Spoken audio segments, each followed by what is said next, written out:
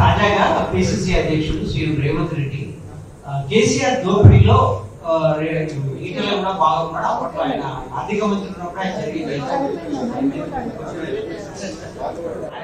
ఇప్పుడే మా మంత్రులకు ఉండే స్వేచ్ఛ, మా మంత్రులకు ఉండే అధికారం, మా మంత్రులనే ఆయన చేసిన నేను ఒక మాట అనేది ఈ సందర్భాజు గారు, అరే మమ్మల్ని మంత్రిగా చూడకపోతే మనిషిగా చూడమని చెప్పినాం మేము.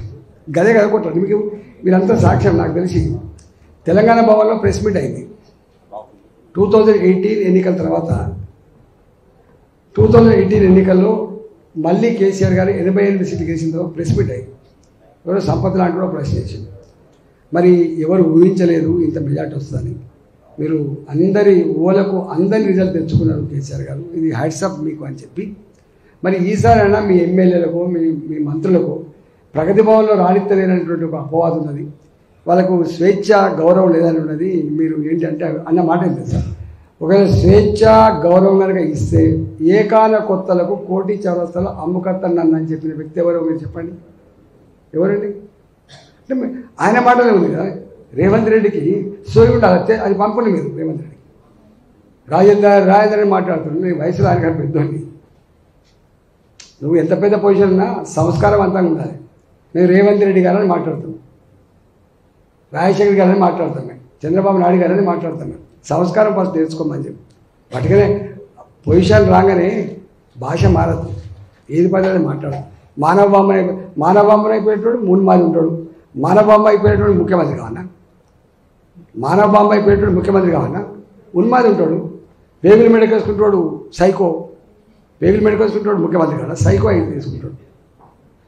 ఈయన సైకోనా, ఈయన సాడిస్టా, ఈయన ఉన్మాదా? నేను అడుగుతున్నా. దేనికైనా మాట్లాడుతున్నప్పుడు నేను నిన్ననే ఒకటి చూసిన, తెలుగుదేశం పార్టీ లీడర్ ఉన్నప్పుడు కాంగ్రెస్ పార్టీ మీద చేసిన కామెంట్స్ ఒకటి మీకు ఈ మధ్య చేతిలోకి వచ్చింది. అవి మీకు కనపడుతూనే లేవు. మాకు ఎంత దుర్మార్గంగా మాట్లాడాడు. కాంగ్రెస్ పార్టీ అంటే ఏంటనేది నిర్వచించింది మొత్తం. స్కాముల పార్టీ, దుర్మార్గుల పార్టీ, ఇట్లాంటి పార్టీ అట్లాంటి పార్టీ. ఇప్పుడు అదే పార్టీ కానీ అధ్యక్షుడు ఆయన, అదే పార్టీ కదా. మేము కేసీఆర్ నుంచి వచ్చాం, ఇప్పటి వరకు ఎప్పుడు సంస్కారహీనంగా మాట్లాడలేదు. కేసీఆర్ నుంచి వచ్చాం, సంస్కారహీనంగా మాట్లాడలేదు, పద్ధతి ఉంటుంది. ఇవాళ ఎందుకు బీఆర్ఎస్ పార్టీలో, ఇవాళ మొత్తం బీఆర్ఎస్ పార్టీలో ఎమ్మెల్యేలు కావచ్చు, ఎంపీలు కావచ్చు, మా మీద కామెంట్ చేస్తారా చెప్పండి? అందుకని నేను మళ్ళీ చెప్తున్నా, రేవంత్ రెడ్డి గారికి ఎవరు సలహా ఇస్తున్నారు కానీ మార్చుకో. 4 కాళ్ళ పాటు నేను ముఖ్యమంత్రి ఉండాలని చెప్పి ప్రజలు భావించి ఓటేశాను, 5 ఏళ్ళ కోసం ఓటేశాను. కానీ పలచబడకు, ఆ ముఖ్యమంత్రి స్థాయి తగ్గించకు, నీ స్థాయి కూడా తగ్గించుకోకని చెప్పి సూచన చేస్తాను. ఏది పని అనమాట.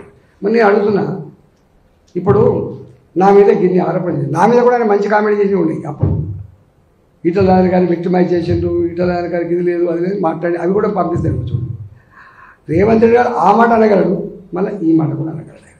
నేను ఇంకొక మాట అంటున్నాను, రెవెన్యూ డిపార్ట్మెంట్ ఎవరి కింద ఉంటుందండి చెప్పండి?